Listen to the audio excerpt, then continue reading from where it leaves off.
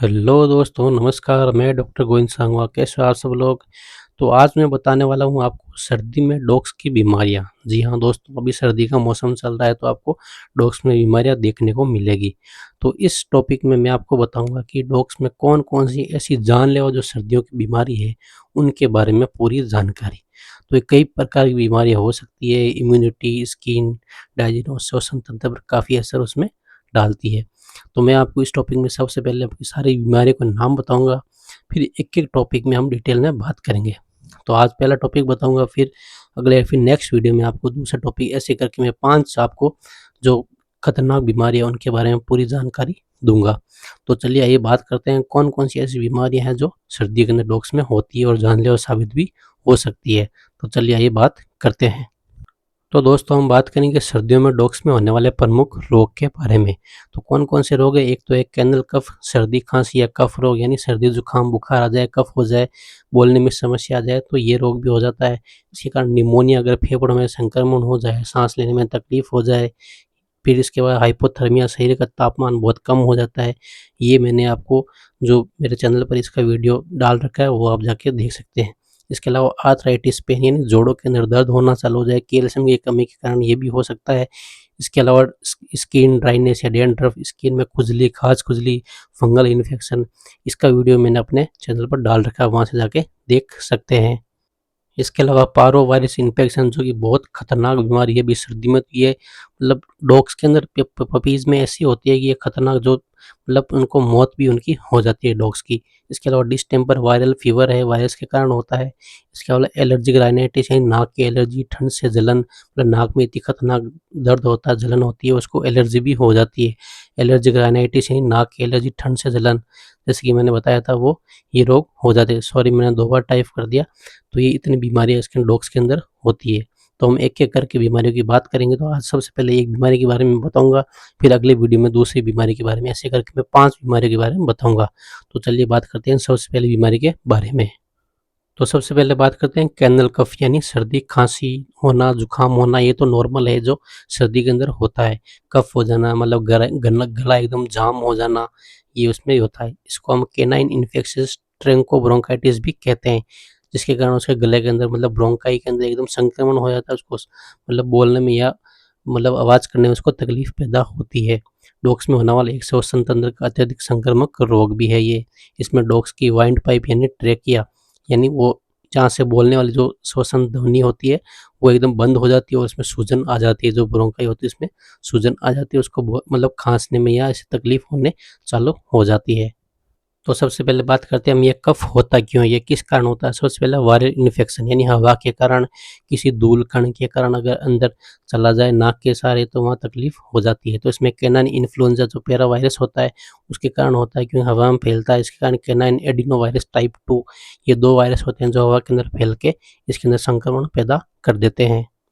इसके बाद दूसरा है बैक्टीरियल इन्फेक्शन, जिसमें बॉर्डीटेला ब्रोंकाई सेप्टिका, यानी उसके अंदर जो ब्रोंकस है उसके अंदर जो बैक्टीरिया को हम नुकसान कर देते हैं और संक्रमण पैदा कर देते हैं वहाँ से, क्योंकि मवाद टाइप भी निकलना चालू हो जाता है, पस भी भर जाता है, इतनी खतरनाक ये हो जाती है कफ। इसके अलावा एनवायरमेंटल फैक्टर्स हैं, जो वातावरण के अंदर ठंडी हवा चलती है, ठंड में नहाना, या फिर एकदम ठंड से नहा के यानी मतलब ठंडे पानी से नहा लेना और अचानक उसमें ये रोग फैल जाता है। धूप ना मिलना, शरीर उसका गीला रहना, एकदम गीला रहता है तो ये इन्फेक्शन हो जाता है। भीड़-भाड़ वाली जगह पर रहना, मतलब संक्रमण से भी ये फैल जाता है, क्योंकि एक दूसरे के पास रहते हैं तो वो मतलब एकदम एक मतलब संक्रमण उसमें मतलब फैल जाता है। मतलब एक साथ रहेंगे तो हवा के कारण या मतलब छूने के कारण या एक साथ रहने के कारण, खाना खाने के कारण ये फैल जाता है। अब बात करते हैं कैनल कफ के लक्षण। अब इसके लक्षण क्या-क्या देखने को मिलेंगे डॉग्स में? ड्राई हॉकिंग कफ, यानी जैसे गला उसका घोट रहा है, मतलब एकदम उसको घुटन से ऐसा फ़ील होता है जैसे उसका कोई गला घोट रहा है, इतनी मतलब खतरनाक उसमें मतलब एलर्जी टाइप, जैसे अंदर कोई उसको घोट रहा है, जैसे उसका मतलब साँस उसकी निकलने वाली, वो मरने वाला है, ऐसी उसकी हालत होने लग जाती है। खाँसी करते हुए उल्टी जैसा लगता है, लेकिन खाँसी होती नहीं है, नहीं एकदम गले के अंदर कफ इतनी खतरनाक जम जाती है कि वो उसको ऐसी हालत हो जाती है।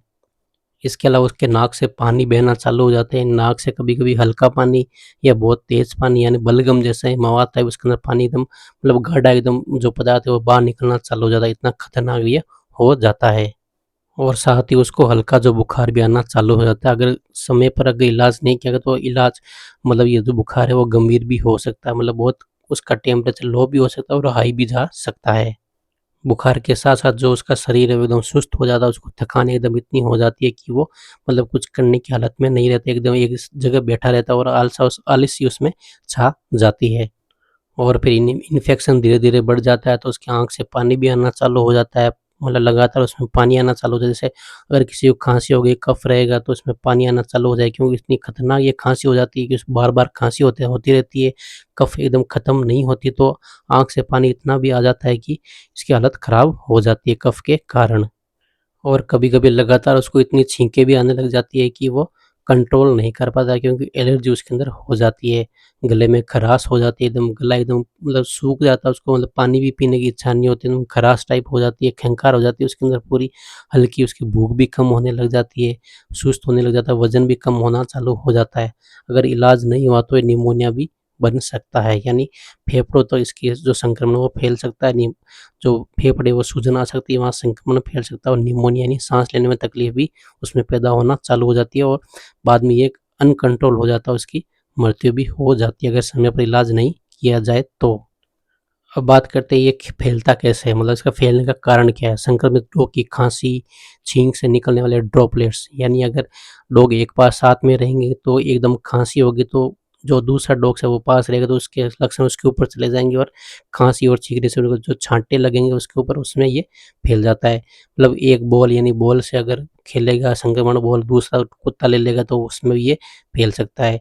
टॉयज़ यानी खिलौनों से अगर खेलेगा तो खिलौनों के साथ भी इसका ये असर फैल सकता है, क्योंकि इसमें भी संक्रमण ये पैदा हो सकता है। मतलब बेड साझा करने से यानी साथ में अगर सोएँगे तो संक्रमण से ये फैल सकता है, क्योंकि एक साथ सोएँगे तो संक्रमण होना तय है, क्योंकि ये संक्रमण से ही जो जो खाँसी, सर्दी, जुकाम ये फैलता है, क्योंकि जो कि वायरल होने के कारण अभी बैक्टीरियल भी हो सकता है। इसके अलावा अगर आप डॉग्स को कहीं ले जा रहे हो, इसका ट्रांसपोर्टेशन कर रहे हो, एक जगह से दूसरी जगह तो साथ में रहेंगे, तो वहाँ पे भी संक्रमण एक जगह रहने से फैल सकता है, छींक से या आस-पास रहने से या फिर किसी लार के द्वारा भी संक्रमण फैल सकता है। और किसी पेट शॉप में अगर आप डॉग्स को ले जा रहे हो, अगर वहाँ पे किसी संक्रमण चीज़ से इसको संक्रमण फैल सकता है, हवा के कारण या बैक्टीरिया के कारण भी फैल सकता है। अगर एक साथ डॉग वहाँ रहेंगे, मतलब एक झुंड में रहेंगे तो मतलब समूह में रहेंगे तो वो भी फैल सकता है। इसके अलावा अगर ग्रूमिंग सेंटर में अगर डॉग को ले जा रहे हो, मतलब पपीज़ को ले जा रहे हो, उसके बालों से हो सकता है संक्रमण, या छूने से मतलब गंदगी फैल जाने से, तो ये संक्रमण होता है। इसलिए ग्रूमिंग करवाने के बाद एक बार साफ पानी से उसको नहलाना चाहिए, शैम्पू से भी उसको साफ करना चाहिए ताकि वो इन्फेक्शन पूरा वहाँ से खत्म भी हो सके। अब बात करते हैं डायग्नोसिस की, यानी आप कुछ पहचान कैसे करोगे ये उसको हो गया है। यानी ड्राई होकिंग कफ, यानी वो मतलब ज़ोर से अगर उसको ड्राई होकिंग कफ, यानी बलगम जैसा इसके अंदर से ड्राई अगर कफ आ रहा है बाहर, मतलब एकदम मवाद टाइप आ रहा है, तो समझ जाना कि ये खतरनाक वाला हो गया कफ। और गले में हल्का दबाने से उसको खाँसी आना चालू हो जाती है, मतलब एकदम आप टच करोगे गले में तो उसको लगता है ज़ोर आएगा और खाँसी में खाँसने लग जाएगा, वो छींटे उसके बाहर आने चालू हो जाएँगे। बुखार आना चालू हो जाएगा, नाक बहना साथ-साथ उसका चालू हो जाएगी, क्योंकि इसमें इतना कफ हो जाता है और सर्दी के कारण भी हो जाता है। अब बात करते हैं इसके इलाज की, तो इलाज में आपको एंटीबायोटिक के रूप में अगर बैक्टीरिया वायरल है तो आप एंद्रोफ्लोक्सासिन जो है इसका उपयोग कर सकते हैं। 2 से 5 एमएल आईएम और सबकट यूज़ ले सकते हैं। अगर गंभीर हो जाए तो आप पाउडर फॉर्म वाले जो सेप्टिक ज़ोन है वो भी उपयोग में ले सकते हैं। लेकिन इस्तेमाल इसका डॉक्टर की सलाह के द्वारा ही करें, बिना सलाह के नहीं करें। और एंटीबायोटिक के अलावा अगर आप कफ सप सिरप भी दें अगर उसको, तो भी उसमें राहत पैदा होती है। ये आपको देना ही देना चाहिए। छोटे पपीज़ होते हैं उनको सुबह मतलब पूरे दिन में सुबह और शाम 2 से 5 एमएल तो उसको पिलाना है, ताकि वो मतलब खराश उसमें ख़त्म हो सके, उसको मतलब जल्दी उसको रिलैक्स मिल सके। लगातार 3 से 5 दिन तक या 7 दिन तक उसको पिलाएँ। इसके अलावा आप न्यूबुलाइज़ेशन भी कर सकते हैं, जैसे कि डॉग्स के अंदर होता है कि साँस लेने में तकलीफ़ हो जाती है, खराश आती है, खाँसी आती है, तो ये नॉर्मल सलाइन और ब्रोंकोडायलेटर होता है, इसके अंदर पानी डाल के आपको ऐसे भाप देनी है जो नाक को मतलब खोल सके और उसको रिलैक्स फ़ील हो सके और उसको साँस लेने में तकलीफ़ भी ना हो।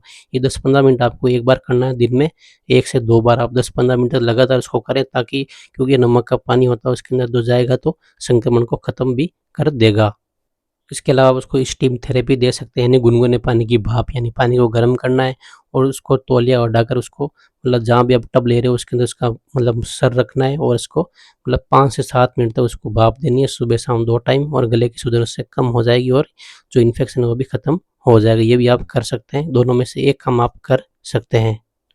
इसके अलावा आपको साथ में मल्टीविटामिन जो सिरप आते हैं उसको भूख बढ़ाने के लिए, एनर्जी बढ़ाने के लिए वो भी आप 5 से 10 एमएल दिन में 2 बार दे सकते हैं, ताकि उसकी भूख बढ़ सके, एनर्जी बनी रहे और विटामिन की उसके अंदर पूर्ति जो है वो पूरी होती रहे। उसको मतलब खाना भी उसके खाने की इच्छा करे, पानी भी उसको पिलाना चाहिए पूरे दिन में 1 से 2 बार या 3 बार उसको पानी पिलाएँ और उसको बिल्कुल भी ठंडी जगह बिल्कुल भी नहीं रखें।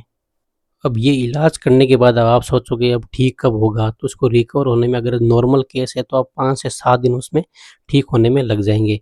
अगर नॉर्मल से ज़्यादा है थोड़ा तो 10 से 14 दिन लग जाएँगे। अगर ज़्यादा गंभीर स्थिति है तो 2 से 3 सप्ताह तक इसको रिकवर होने में लग जाएँगे। तो चिंता नहीं करें, आप दवाई का उपयोग करें, डॉक्टर की सलाह लेवें। तो अगर इस हिसाब से आप सलाह लोगे तो इसका रिकवर होना भी तय है। तो इस हिसाब से करोगे तो मतलब डॉग्स में कभी भी कोई इन्फेक्शन नहीं फैलेगा। तो पूरा इलाज ज़रूर उसमें करवाएँ, बीच में इलाज कभी भी नहीं छोड़ें। तो अब आपको सावधानी क्या रखनी है, अगर ये आपको रोग नहीं फैले आपके डॉग्स में, तो उसकी लगातार वैक्सीनेशन ज़रूर करवाएँ, शेड्यूल ज़रूर फ़ॉलो करें। मेरे चैनल पे वीडियो बनाए हुए हैं, वहाँ पे आप देख सकते हैं पूरा शेड्यूल, साथ में डीवर्मिंग भी उसकी ज़रूर करवाएँ। सर्दियों में गर्म कपड़े ज़रूर पहनाएँ, सर्दी में बाहर इसको बिल्कुल नहीं टहलाएँ और ध्यान रखें, हाई प्रोटीन उसको डाइट दें ताकि उसको एनर्जी नहीं फैले। मतलब एलर्जी नहीं हो और एनर्जी बनी रहे, हाई प्रोटीन डाइट दोगे तो विटामिन सी प्लस मल्टीविटामिन उसको मतलब टैबलेट्स या उसको सिरप जो है पिलाते रहें। अगर उसको पिलाते रहोगे तो कोई खराबी नहीं है, अब बिना रोग के भी उसको पिला सकते हो। और साथ में एक बात का और ध्यान रखिए, डॉग्स में अगर कोई बीमारी का इलाज कर रहे हो, कोई इंजेक्शन लगा रहे हो, अगर वैक्सीनेशन भी कर रहे हो, तो आप पहले डॉक्टर की सलाह ज़रूर लें, बिना सलाह के कोई भी इलाज नहीं करें। क्योंकि अगर आप डॉग्स लवर हैं, तो उसमें ये नुकसान पहुँच सकता है, एक गलती उसको नुकसान पहुँचा सकती है, क्योंकि डॉग्स आपके लिए कीमती है। अगर आप पाल रहे हो, आपको शौक है, तो इस बात का ध्यान रखें, बिल्कुल आप डॉक्टर की सलाह लेकर ही इसका इलाज करवाएँ और डॉक्टर से हमेशा उसको परामर्श लेते रहें, उसको कैसे ठीक करना है, पूरी बात का। तो दोस्तों ये था डॉग्स में सर्दियों में होने वाले रोग के बारे में। तो आज मैंने पहली बीमारी बताई है और नेक्स्ट वीडियो में कौन सी दूसरी बीमारी बताऊंगा। तो हमारे चैनल के साथ बने रहिए और कमेंट करके ज़रूर बताइए वीडियो कैसा लगा। और अगर आपको कोई भी और इंजेक्शन के बारे में, कोई डॉग्स की बीमारी के बारे में जानना है, तो आप कमेंट करके ज़रूर बता सकते हैं। और हमारे चैनल को लाइक कीजिए, शेयर कीजिए ज़्यादा से ज़्यादा और सब्सक्राइब भी ज़रूर कीजिए। तो मिलते हैं नेक्स्ट वीडियो में और हमारे चैनल के साथ बने रहिए। अगले वीडियो में बताऊँगा मैं अगली बीमारी के बारे में जो खतरनाक है सर्दियों के अंदर। तो बने रहिए, मिलते हैं नेक्स्ट वीडियो में। थैंक यू, धन्यवाद, टाटा, बाय बाय।